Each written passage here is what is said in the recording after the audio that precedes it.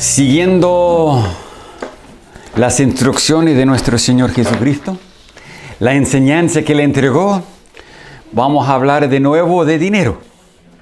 Lo que Él está haciendo. ¿Ya? No era elección mía. Era el texto. Pero es, podemos decir, la terminación de la lección de la semana pasada. ¿Se acuerdan, cierto? Obstáculos. Los niños tenían obstáculos de los discípulos. Y el joven rico tuvo el obstáculo del dinero. Y de ahí Jesús toma eso para enseñar, para enseñarnos algunas otras cosas en cuanto al dinero y lo que pasaba. Y vamos a ver también algunas de las cosas que creían en aquel entonces, que no es tan lejos de lo que creemos nosotros. ¿Ya? O sea, comúnmente, no es lo que enseña la Biblia, pero comúnmente es lo que se cree. Hay dos versículos que quiero compartir con ustedes. En Mateo 6:24 dice: ninguno puede servir a dos señores, porque o aborrecerá al uno y amará al otro, o estimará a uno y menospreciará al otro. No podéis servir a Dios y a las riquezas. Y Marcos 4:19 dice: pero los afanes de este siglo, el engaño de riquezas y las codicias de otras cosas, entran y ahogan la palabra y se hace infructuosa. Contexto de esos versículos: Mateo 6:24, obviamente el Sermón del Monte. Jesús estaba enseñando acerca de servir a Dios o servir el dinero. Uno tiene que elegir uno y el otro porque no puede ser los dos. Nosotros queremos creer que sí, pero no es así. Y el otro es la explicación de la parábola del sembrador y la semilla que cayó entre espinos. Es lo que se hace infructuosa, esa semilla. El joven rico, que vimos la semana pasada, es un ejemplo de estas palabras de Jesús. Él fue, obviamente, engañado por las riquezas, pensando que era más poderoso de lo que son.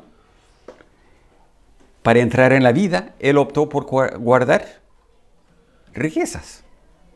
Y nosotros sabemos que eso no nos va a ayudar a entrar en el cielo. ¿Ya? Pero la otra cosa es que él también se dio cuenta que no pudo servir a Jesús y al dinero. Y tuvo que dejar uno y dejó a Jesús. Palabras tristes podemos decir, pero Jesús quiere ayudar a sus discípulos a entender algo del fondo de lo que estaba pasando con el joven rico. ¿Por qué él hizo lo que él hizo? Y una de las cosas, el primer punto que tengo aquí, tiene de título las riquezas. Para entender el trasfondo de los judíos, y como digo, no es tan lejos de lo que creemos nosotros, que la bendición de Dios es el dinero.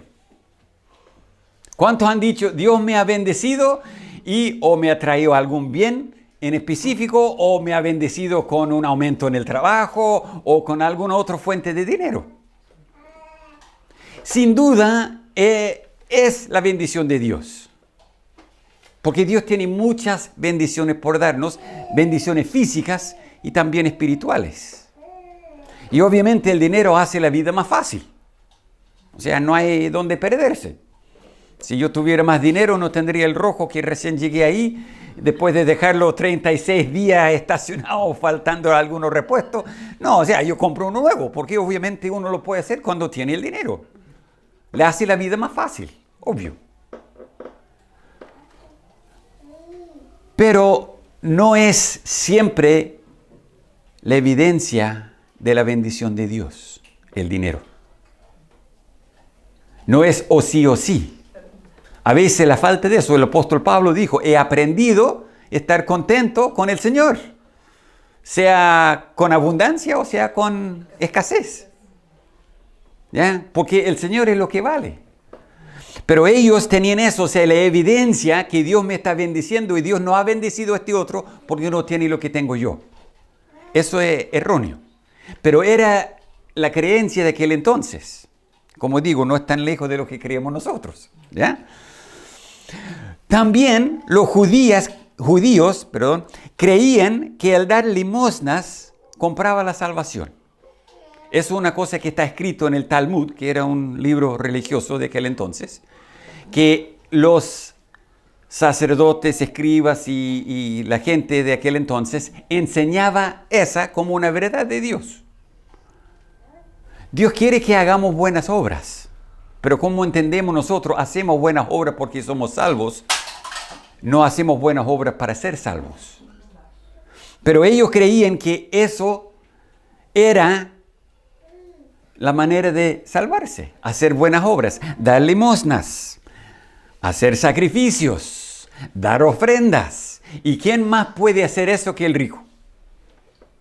Por ende, ellos creían que el rico estaba más cerca de la salvación que el pobre, porque él tenía más oportunidad de dar limosnas, dar ofrendas, pagar las ovejas y cabritos y todo para la ofrenda, o sea, para el sacrificio. Entonces, la gran ventaja en esta vida era ser rico. Más oportunidad de ser salvo. Más oportunidad para estar cerca de Dios. Entra Jesús hablando de la salvación. Dice aquí en el Evangelio de Marcos, y vamos a leer el texto y de ahí vamos a volver a ver qué dijo. Entonces Jesús, mirando alrededor, dijo a sus discípulos: «Cuán difícilmente entrarán en el reino de Dios los que tienen riquezas». Los discípulos se asombraron de sus palabras, pero Jesús respondiendo volvió a decirles: «Hijos, cuán difícil les es entrar en el reino de Dios a los que confían en las riquezas. Más fácil es pasar un camello por el ojo de una aguja que entrar un rico en el reino de Dios». Ellos se asombraban aún más, diciendo entre sí: «¿Quién pues podrá ser salvo?». Entonces Jesús, mirándolos, dijo: «Para los hombres es imposible, mas para Dios no, porque todas las cosas son posibles para Dios». Entonces Pedro comenzó a decirle: «He aquí nosotros lo hemos dejado todo y te hemos seguido». Respondió Jesús y dijo: «De cierto os digo que no hay ninguno que haya dejado casa o hermanos o hermanas o padre o madre o mujer o hijos o tierras por causa de mí y del Evangelio, que no reciba 100 veces más ahora en este tiempo casas, hermanos, hermanas, madres, hijos y tierras, con persecuciones, y en el siglo venidero la vida eterna. Pero muchos primeros serán postreros, y los postreros primeros». Una vez más, Padre, queremos encomendar en tus manos nuestro tiempo. Ábranos tu palabra, que tu Espíritu Santo aclara cada verdad a nuestros corazones. Lo pedimos por Cristo Jesús. Amén. Jesús dice aquí cuán difícilmente, o sea, es poco probable, inusual, para los que tienen riquezas entrar en el reino de Dios. Ahora, tomando en cuenta la creencia de aquel entonces, de que los ricos tenían más posibilidades, tenían una gran ventaja para entrar en el reino de Dios, cuando Jesús dice eso, dice aquí, y con razón, se asombraban. ¡Wow! ¿Escuchaste lo que dijo? Increíble, el rico. El que tiene todas las ventajas, tiene menos ventaja. ¿Por qué les era tan difícil entrar en el reino de Dios? Eso es lo que estaba pasando en su mente. O sea, ellos estaban ahí. ¡Wow! ¿Ya? Se asombraban de gran manera. Y de ahí Jesús dice más: «Hijos, cuán difícil les es entrar en el reino de Dios a los que confían en las riquezas. Más fácil es pasar un camello por el ojo de una aguja que entrar un rico en el reino de Dios. O sea, imposible el que confía en riquezas ser salvo. Y dice aquí que se asombraban aún más. Es otra palabra aquí, asombrar, que la primera palabra, asombrar. Asombrar en primer lugar es como asombrar, ya es como que, wow, increíble, ya. Pero la segunda es una palabra muy fuerte, es golpear la mente con algo de razón. Y dice aquí aún más, la palabra ahí es sin medida. Es un golpe demasiado grande a la mente de ellos. ¿Por qué? Porque lo que Jesús estaba diciendo es imposible que el que confía en riquezas, porque obviamente nosotros entendemos la enseñanza del Sermón del Monte, ninguno puede servir a dos señores. No puede servir riquezas y Dios. O va a amar a uno y menospreciar el otro, o va a servir a uno y desechar el otro. No se puede entre esos dos, o sea, es como yo lo dije una vez explicando eso, es como que uno está aquí, Dios está allá y las riquezas están atrás. Y no importa dónde estoy yo, estoy en el medio, justo en el medio, entre Dios y las riquezas. Si estoy mirando a las riquezas, no estoy mirando a Dios. Es lo que Jesús está diciendo. Entonces Él llega aquí y Él dice, es más fácil pasar un camello por el ojo de una aguja. Y he escuchado un montón de cuestiones de cómo es la hoja de una aguja, donde se puede pasar un camello y que es una puerta chiquitita. No hay evidencia de eso. De hecho, que los de Persia tenían un dicho que decían, cuando hablaban de algo imposible, no, eso imposible, es más fácil pasar un elefante por el ojo de una aguja que esto pase. Y como en Palestina no tenían elefantes, el animal más grande era el camello. Entonces el camello pasa. ¿Es posible pasar un camello por eso? Obviamente no. Jesús está hablando de la imposibilidad de confiar en riquezas y ser salvo.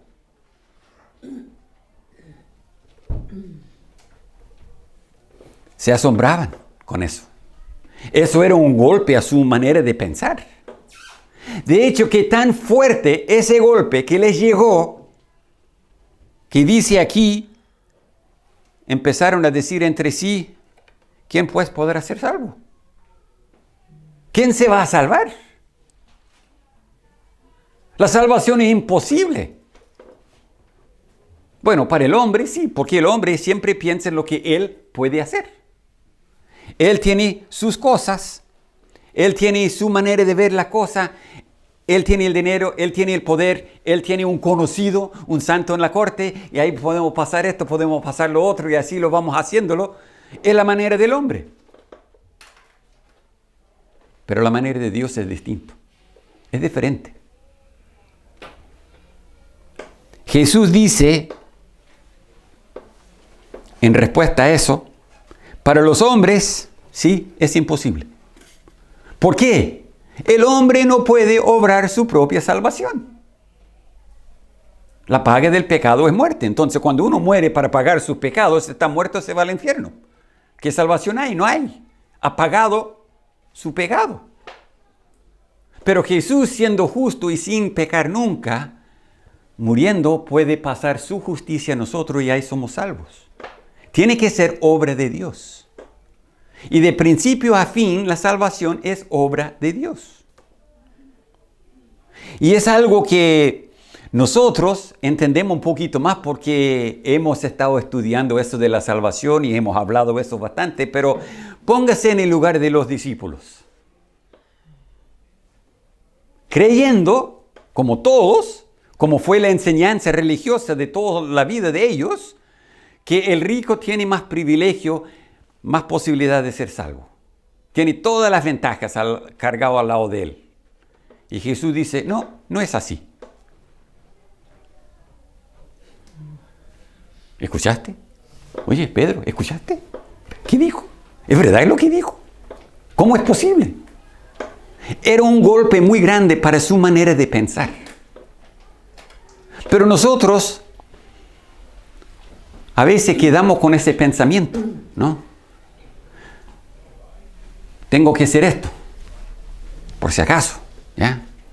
Por si acaso este otro no funciona, entonces hago estas buenas obras aquí, hago este otro por acá, doy limosna por acá, para asegurarme. No. No puedo asegurarme con nada.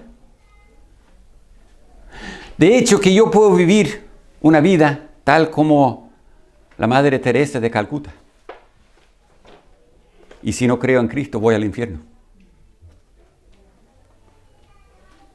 Es algo que casi choca con la mente, ¿no?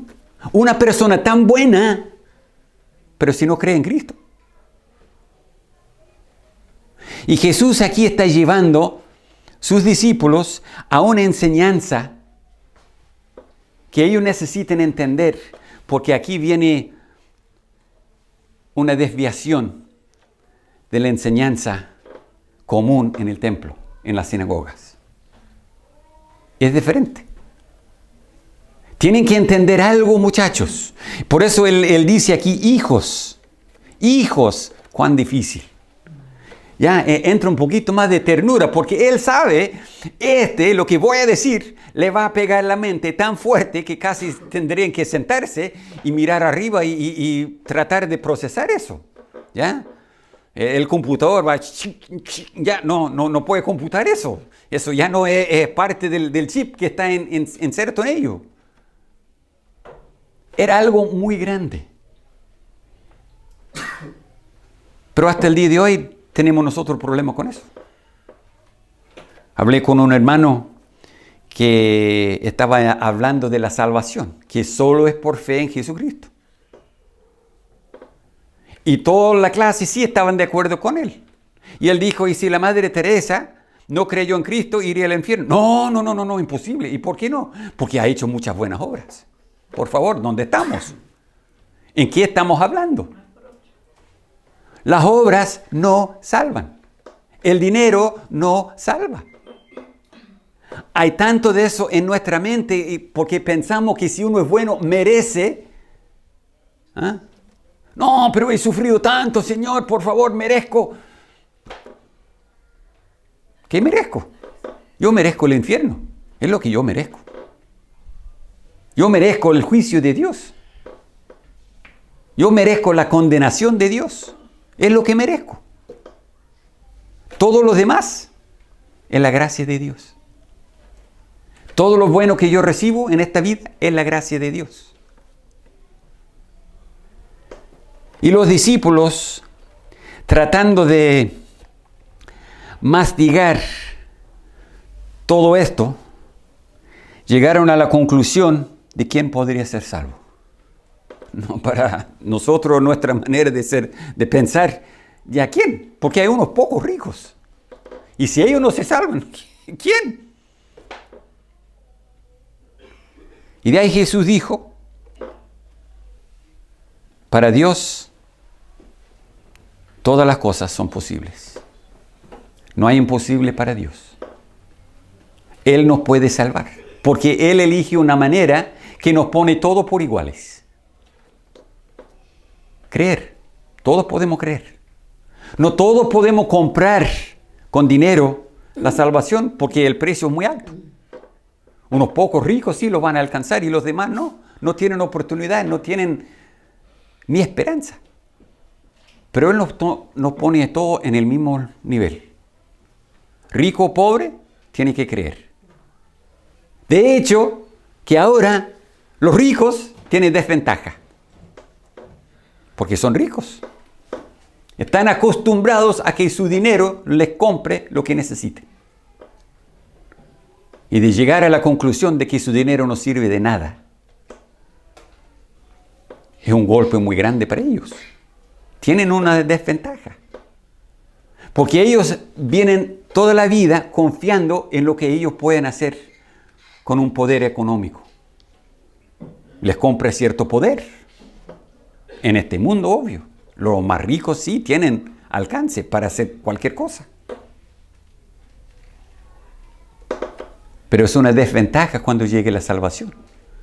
Porque para echar toda esa confianza en ese dinero que le ha hecho tantas cosas y dejarlo solamente en Jesucristo es muy difícil. Muy difícil.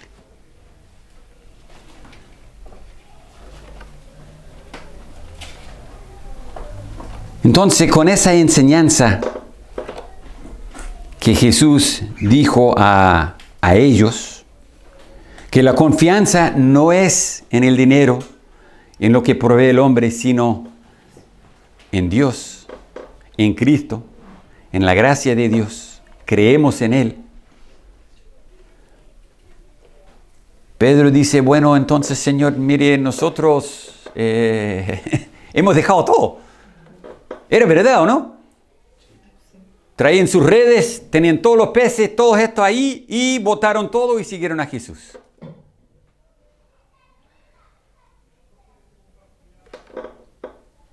¿Y cómo vamos a vivir? Está bien mientras que tú estás aquí, porque ya yo voy al mar y salió una moneda para pagar el impuesto y ya. Tú siempre traes, tú haces pan para que comamos todo. Tú puedes hacer todo mientras que estás, pero ¿qué pasa cuando no esté? ¿Qué pasa de nosotros? Y eso a veces el problema que nosotros tenemos en esta vida, la provisión de Dios para sus hijos. Demasiadas veces no es lo que quiere el hijo. Pero eso pasa en la casa, ¿no? Uno dice, ya hijo, ya comes aquí, hay carne, hay papas, hay porotos, hay... ya. No quiero eso. Yo quiero ese chocolate que está allá. No, hijo, tú tienes que comer eso. ¿Es una lucha o no? No, mi mamá no me quiere. No me ama mi mamá. No me da lo que quiero. Yo pedí y no me lo dio. Punto. No me quiere para nada. Es lo que dicen los hijos, ¿no? Uno dice, sí, porque son inmaduros, cuando ya lleguen a ser grandes van a entender. Claro, van a entender en un mundo físico, pero estamos ahora en un mundo espiritual. Y nosotros somos los hijos inmaduros. Y decimos, Señor, yo quiero. El Señor dice, no lo necesita. De hecho, que hay otra cosa más necesaria. Pero, ¿me amas, Señor? ¿Me quieres? A mí, de verdad. Porque como yo lo veo, y es verdad, nosotros nos vemos como Dios ve. Los pensamientos de Dios son mucho más altos que los nuestros. Sus caminos también son más altos que los nuestros. Y no entendemos nosotros, y a veces, y muchas veces, no lo vamos a entender nunca en esta vida. Vamos a pasar pruebas y dificultades y lo vamos a llegar al fin de la vida. Y yo no sé, quizá aún en el cielo no lo vamos a entender. Porque Dios sabe mejor. O sea, llegamos a esa conclusión. ¿Creemos en Dios o no creemos en Dios?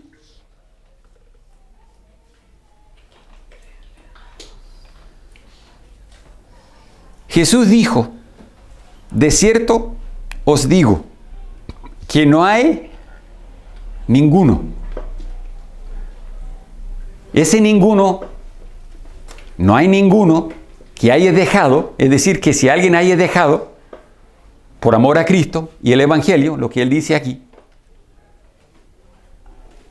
todos que han hecho eso van a recibir algo. Es lo que dice.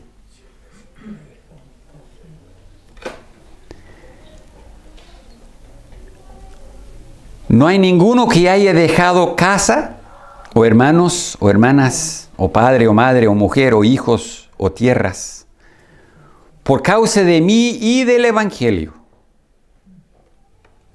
que no reciba 100 veces más ahora en este tiempo, casas, hermanos, hermanas, madres, hijos, tierras, con persecuciones.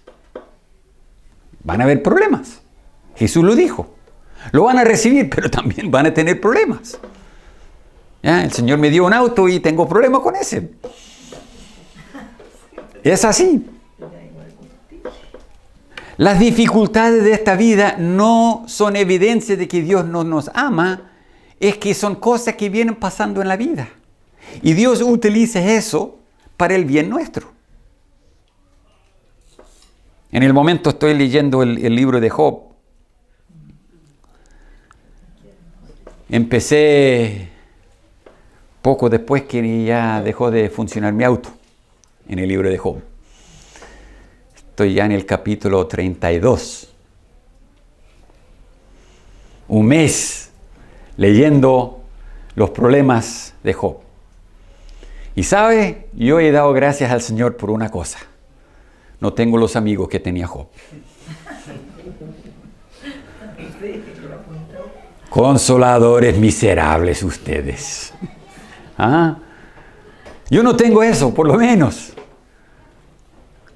Pero es una de las cosas que nosotros a veces pensamos que yo quiero eso, o me merezco más, o si el Señor realmente me amaba, me va a dar. Pero Jesús no respondió a eso. Él dijo, van a tener. Ahora, Él dice 100 veces más. Eso no quiere decir que si yo dejo mi casa por amor al Señor, si me voy a otro lado, que de pronto voy a tener 100 casas. ¿Qué voy a hacer con 100 casas? ¿Ah? Es para decir que es abundante lo que el Señor va a suplir. Más allá de lo que nosotros podamos pensar. Y cuando uno está pasando el problema, no ve la bendición, no ve la provisión, no ve lo que el Señor tiene para uno, está viendo los problemas y dice, no, pero no lo creo. Me es muy difícil. Pero la verdad es que volvamos al versículo que tenemos aquí al principio, ninguno puede servir a dos señores. O vamos a servir al Señor, o vamos a servir nuestros propios deseos. ¿Vamos a cumplir la voluntad de Dios o vamos a cumplir la voluntad nuestra? ¿O vamos a servir a Dios o vamos a servir el dinero? Hay un montón de ejemplos que nosotros podamos utilizar en esto porque son dos cosas, siempre hay una elección entre una cosa y otra cosa. Entre Dios y esta otra alternativa que existe. ¿Qué voy a hacer? ¿Puedo yo confiar en Dios aun cuando las cosas no andan bien? Job lo dijo en medio de todo. Yo sé que mi Redentor vive. Yo lo voy a ver un día. Es muy difícil para nosotros, igual como nuestros hijos, cuando pequeños, cuando quieren ese chocolate, y mamá no quiere cooperar con esa idea. ¿Ah? Porque la mamá sabe mejor, si come el chocolate no va a comer su almuerzo, y el almuerzo más nutritivo que el chocolate, por lo tanto, lo necesita eso, pero no necesita este otro. Pero Jesús aquí usa los ejemplos de aquel entonces. Cuando habla de casas es donde vivir. Cuando habla de hermanas, hermanos, madre, padre, habla de familia. Y cuando habla de tierras, habla de recursos por el trabajo. Porque las tierras en aquel entonces lo usaban para apacentar las ovejas. Con eso ganaban la vida. O lo sembraban y también así ganaban la vida. Todo dependía de cuánto tierra tenían. Entonces, teniendo su campo, teniendo su casa, teniendo su familia, y Jesús promete, y cuando uno lo piensa, la familia de la fe. ¿Cuántos hermanos y hermanas tenemos nosotros? Pero, ¿funcionamos como hermanos? No. Si mi hermano tiene problema, ya yo puedo ir a Canadá, yo puedo llamar a mi hermano, oye, ya recién llegué, mire mire, venga a mi casa, ya tengo una cama, tengo ahí. Es mi hermano. Cuando hay un hermano en la fe que pasa algunos problemas, pobrecito. Pucha, pero te tocó salado. Podemos decir todo eso, pero podemos ayudar un poquito. ¿Como un hermano lo haría? Y eso es una de las cosas que yo creo que nosotros debemos aprender como familia de la fe. Somos hermanos. Y algunos, obviamente, los mayores ya, los más jóvenes van a mirarlo como madres o padres. Los demás como hermanos, hermanas. Pero somos esa familia. Y eso es lo que el Señor nos ha dado. Y muchas veces eso ya tiene que reemplazar la otra familia porque ya no está. A veces los hijos se van tan lejos de uno. Pero tenemos la familia en la fe. Tenemos con quien juntarnos a orar, a hablar, a apoyarnos. Pero una de las cosas que él dice aquí, y es algo que quizás no nos gusta tanto, con persecuciones. Esa palabra persecución es una palabra que quiere decir echar fuera y seguirlo. Uno dice, pero esto como que seguirlo o echarlo, como que estamos haciendo. Bueno, nosotros tenemos algunos perros de los vecinos y a veces están fuera del patio del vecino y vienen cerca a la casa. Entonces yo digo, ya, ándate para tu casa. Ya, pues anda. Y anda un poquito y para. Ya, pues anda. Y como que mire por allá y mire de vuelta. Ya, pues, pero anda. Y empieza a andar más. ¿Qué estoy haciendo? Echándolo y siguiéndolo. Perseguirlo. Estoy persiguiendo al pobre perro. Bueno, el pobre perro de esta altura, así que no. Ya. Pero eso es la idea de esa palabra. A veces son personas que hacen eso a nosotros, pero también a veces son las mismas circunstancias de la vida. Es como que me sigue, ¿ya? Y más que corro, más me llega. Todas las cosas que vamos a recibir en esta vida no están sin sus problemas. Sería lindo, súper lindo, si es que al recibir a Jesucristo y creer en Él y empezar a caminar con Él, que todas las cosas, todo lo malo desapareciera y todo se hiciera un camino suave y bonito y nunca enfermo, nunca con dolor en el cuerpo, nunca con circunstancia adversa y ya el auto siempre funcionaba. De hecho, que tengo un auto de 100 años ahí que está funcionando todavía. No, o sea, pero eso no es la realidad. Jesús lo dijo. Él va a suplir lo que necesitamos, pero también van a venir con problemas y dificultades.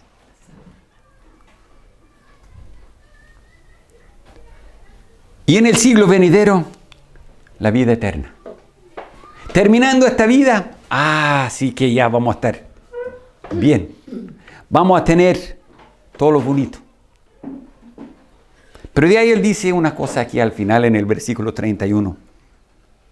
Los primeros, pero muchos primeros serán postreros y los postreros primeros. ¿Qué quiere decir con eso? Primero, la palabra en sí quiere decir primero en tiempo, lugar, orden o importancia.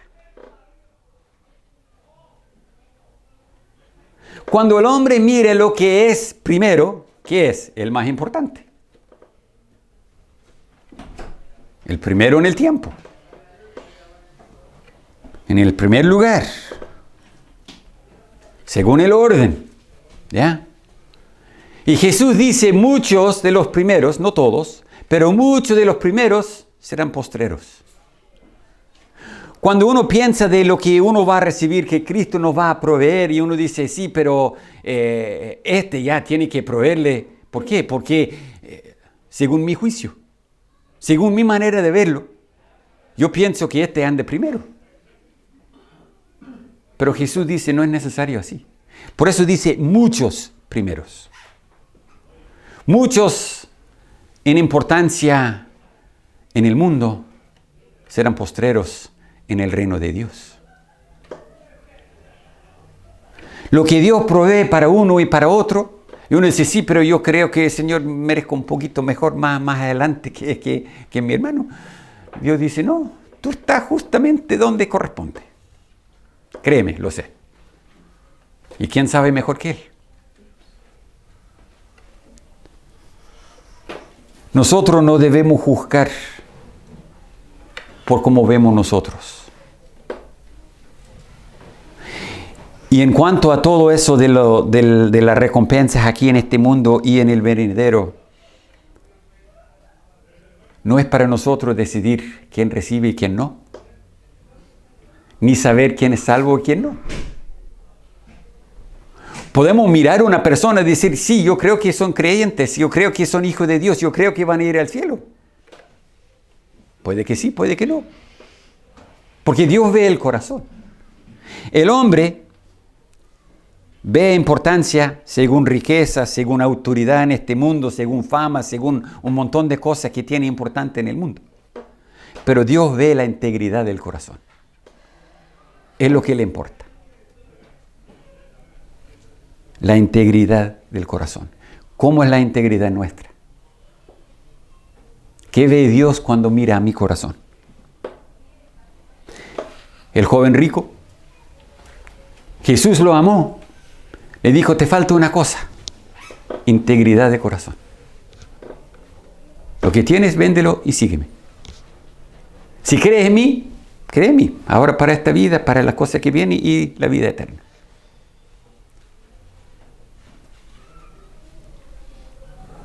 Jesús corrigió en la vida de los discípulos, en su mente, un error muy común y les enseñó la verdad sobre la salvación que Dios provee. Y el hecho que Él va a proveer para nuestras necesidades, aún en esta vida. Nosotros a veces decimos, sí, he aprendido esa lección, pero con el pasar del tiempo lo olvidamos. Y volvemos atrás a esa otra creencia. Yo quiero dejarle con una pregunta. ¿Confías en Dios para todo en esta vida y la venidera? ¿O es la venidera que dejamos en sus manos? Es como que a Dios no le importa lo que me pasa aquí en este mundo, pero un día sí me va a llevar al cielo. Está todo allá en el futuro, en el venidero. Pero en esta vida como que ya no. ¿Pero creemos en Dios o no creemos en Dios? ¿O creemos en las riquezas? Jesús tomó el tiempo de enseñar a sus discípulos y al parecer que aprendieron la lección. Porque después de la resurrección se fueron a todas partes predicando el Evangelio.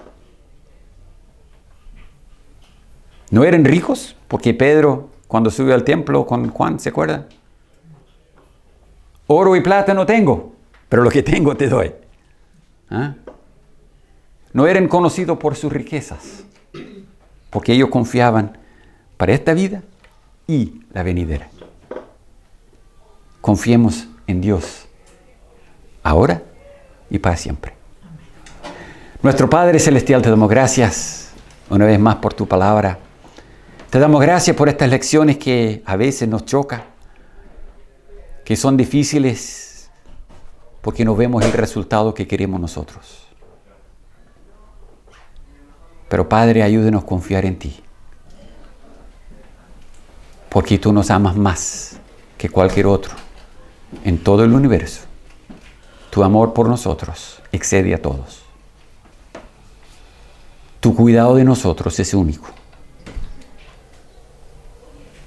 Sabemos por tu palabra que podamos nosotros confiar en ti ahora y para el futuro, en la vida venidera. Dirige nuestros pasos, Padre. Ayúdanos a crecer en esta gran verdad. que al depositar nuestra fe en ti, no es para algo futuro, es por algo ahora. Aunque no vemos resultados, aunque no tenemos lo que quizás quisiéramos, pero que podamos nosotros seguir confiando en ti, porque tú eres de confiar. Tú eres el único que tiene la salvación, que tiene palabra de vida. Guía nuestros pasos, guía nuestros pensamientos. Fortalezcanos, Padre, lo pedimos en el nombre de Cristo. Amén. Amén.